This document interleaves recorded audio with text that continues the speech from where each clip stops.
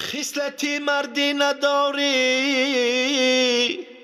خانه مردان مرا در دلت داغ نداری، پیشی به دردان مرا. زندگی دارد هزاران سیر و اسرار بخود، از برای مصلحت نزد به وجدان مرا. هر کسی آید به دنیا او به دل دارد غمه، از برای پندگیری نزد ناانسان مرا.